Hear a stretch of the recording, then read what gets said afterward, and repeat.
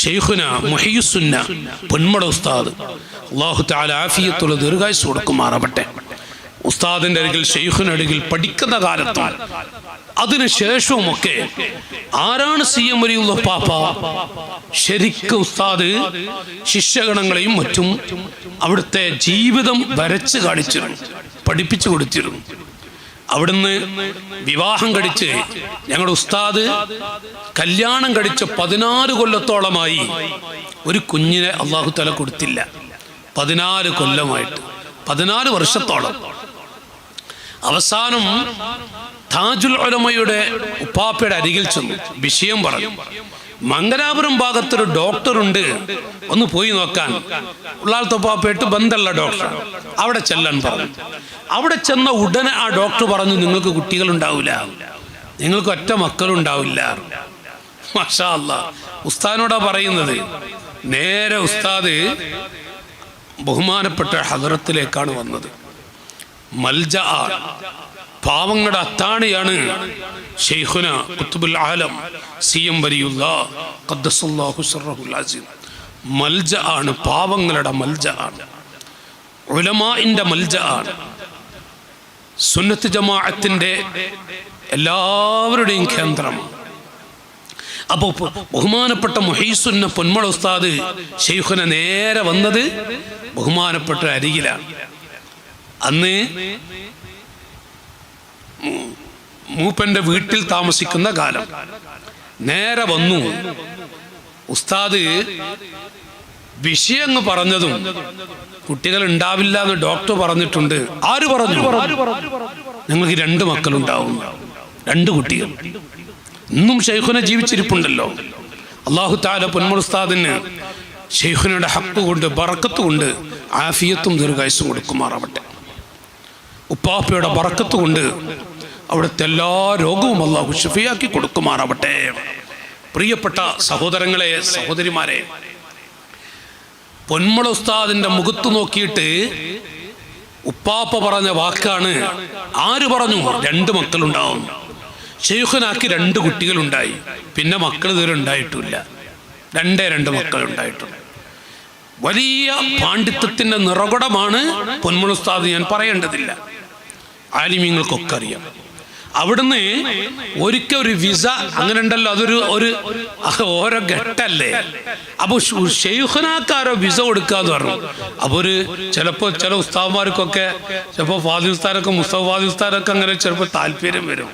അത് ഒരു സഭയാണ്. അത് ഗൾഫ് പോയാൽ തെറ്റില്ല അതൊക്കെ. അപ്പൊ എന്ത് ചെയ്തു വെച്ചാല്, പിന്നെ ഷെയ്ഖുനാക്കൊരു തോന്നല്, ഗൾഫിലൊന്ന് പോയാലോ, ഇത്രയും വലിയൊരു മുത്തേ, പാണ്ഡിത്യത്തിന്റെ നിറകുടം, ഗൾഫ് പോയാലോ എന്നൊരു തോന്നല്. അങ്ങനെ എന്നാ ചോദിച്ചു വെക്ക ഉപ്പാപ്പയോട്, എന്താ പറയണോക്ക.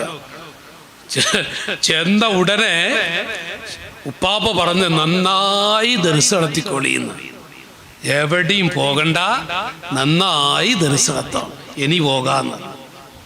വേറൊന്നുമില്ല. ആരാണെന്നുള്ളത് ശരിക്ക് ഉസ്താദുമാരുടെ കൽബിൽ അങ്ങ് പതിയാണ് ഉപ്പാപ്പാരാന്നുള്ളത്. മാഷാ അല്ലാഹ്. ഞാൻ ദർസ് തുടങ്ങിയ ആദ്യകാലത്ത് അള്ളാഹുവിന്റെ തൗഫീഖ് കൊണ്ട് അന്നെൻ്റെ ഉസ്താദിന്റെ കൂടെ, അന്നത്തെ ഉസ്താദിന്റെ കൂടെ അവിടുത്തെ ഹദ്റത്തിൽ വന്ന് 3-4 പ്രാവശ്യം മുഖം കാണാൻ ഭാഗ്യം ലഭിച്ചിട്ടുണ്ട്. അല്ലാഹു തആല ആ ബർക്കത്ത് കൊണ്ട് നമുക്കൊക്കെ നാഫിയ ഇൽമു നൽകുമാറാവട്ടെ. അല്ലാഹു നാഫിയ ഇൽമു നൽകുമാറാവട്ടെ. ആരെയും വെറുപ്പിക്കാത്ത ഒരു ഹൃദയം അല്ലാഹു നമുക്ക് നൽകുമാറാവട്ടെ. അന്ന് ഉസ്താദ് വലിയൊരു അജബ്, ഇടക്കിടക്ക് വരും. ഒന്ന് പണ്ടൊരു സലാം ചൊല്ലി ദ്വാരക്കണമെന്ന് പറയാ, ഒരു വാക്ക്, എന്തെങ്കിലും വാക്ക് പറഞ്ഞാൽ അങ്ങ് പോയി. ഇതിനാണ് ഇപ്പൊ വരുന്നത്. പക്ഷേ അത് വല്ലാത്തൊരു അനുഭൂതിയായിരുന്നു ഉസ്താദിന്. അപ്പൊ വരുമ്പോ ഉസ്താദിന്റെ കൂടെ അൽഹംദുലില്ലാഹ് ഒരു പ്രാവശ്യം ഉസ്താദ് വന്നു. ഉസ്താദിന്റെ തൊട്ടു മുന്നിൽ പ്രായം ചെന്നൊരു മനുഷ്യൻ നിൽക്കുന്നുണ്ട്. പ്രായം ചെന്നൊരു മനുഷ്യൻ. ഞാൻ പഠിക്കുന്ന അന്ന് നഹ്വും കിതാബ് ഓതുന്ന സമയമാണ്. അപ്പൊ പ്രായം ചെന്ന മനുഷ്യൻ ഉസ്താദിന്റെ മുന്നിലുണ്ട്. അപ്പൊ വന്നിട്ടുള്ളത് എന്തിനാണ്? അയാളും അദ്ദേഹത്തിന്റെ ഭാര്യയുണ്ട്, ഭാര്യ പുറത്ത് നിൽക്കുന്നുണ്ട്. വയസ്സായ ഉമ്മ. അപ്പൊ ഇയാള് ഉസ്താദിന് എത്തിങ്ങനെ ഷെയ്ഖുനാന്റെ അരികെ എത്തുമ്പോ ഉടനെ പറഞ്ഞു, മോൻ നാട് വിട്ടോട്ട് കുറെ കാലായി, കുട്ടിനെ കണ്ടിട്ട് കുറെ കാലായി. അപ്പൊ ഉടനെ ഉപ്പാപ്പ പറഞ്ഞു, കാണും കുളിപ്പിച്ചു കൊണ്ടുപോവാ, കാണും കുളിപ്പിച്ചു കൊണ്ടുപോവാ. പക്ഷെ ഈ നാടൻ വയസ്സായ ആളല്ലേ, ആള് പോണില്ല. അപ്പൊ എല്ലാരും കൂടി പോയിക്കോളി എന്ന് പറഞ്ഞു വിട്ടു. അതിന് ഉസ്താദ് മാഷാ അല്ലാഹ് വേർപ്പിച്ചു. അങ്ങനെ അവിടെ നിന്ന് ഇറങ്ങി നടക്കുകയാണ്. അന്ന് അങ്ങനത്തെ ഒരു കാലാണ് ഉസ്താദ്. അന്ന് ഓട്ടോറിക്ഷ വിളിച്ചു പോകേണ്ട അത് നടക്കുക. 30 ദിവസം ഉണ്ടെങ്കിലേ നടന്നൂടെ, അതിന് ചായ അടിച്ചുകൂടെ എന്നുള്ള സഖാവസ്ഥ അന്നത്തെ കാലം അങ്ങനല്ലേ. അപ്പോ ഉസ്താദ് നടക്കുകയാണ്.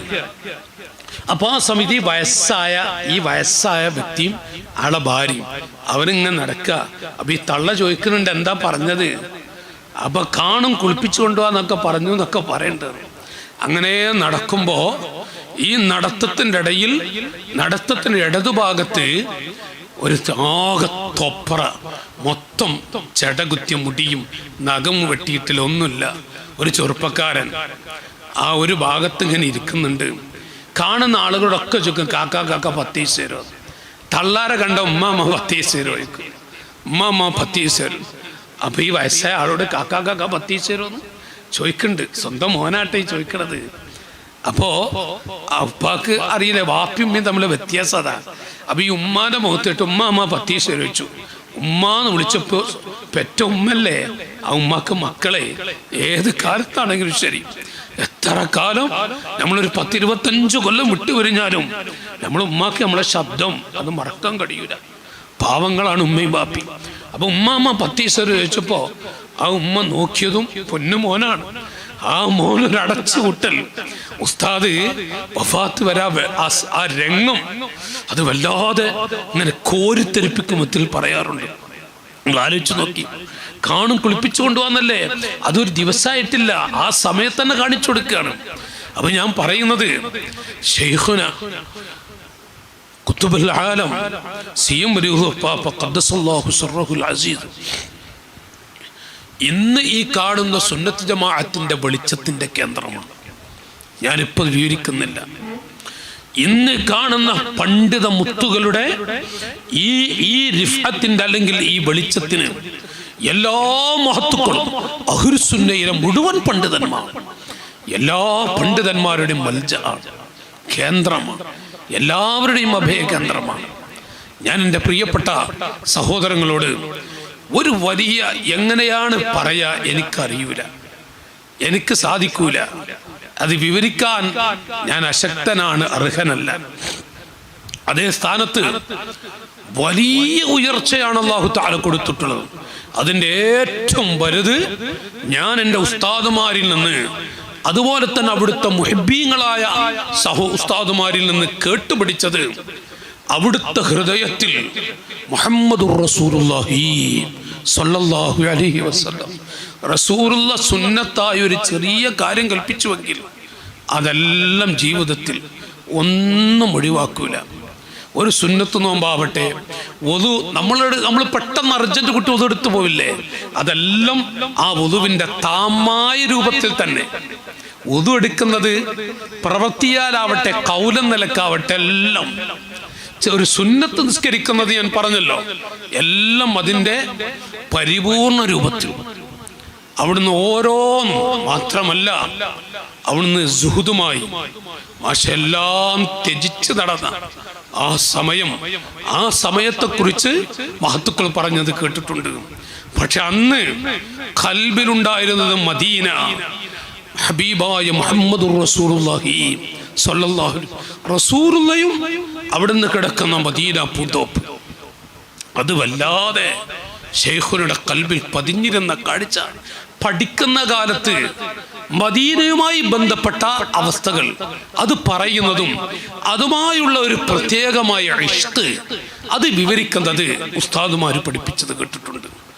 അതുകൊണ്ട് തന്നെ ഈ ഏത് മഹത്തുക്കളുടെയും ഉയർച്ചയുടെ സബബ് അല്ലെങ്കിൽ എല്ലാം അത് മുഹമ്മദുർ റസൂലുള്ളാഹി സ്വല്ലല്ലാഹു അലൈഹി വസല്ലം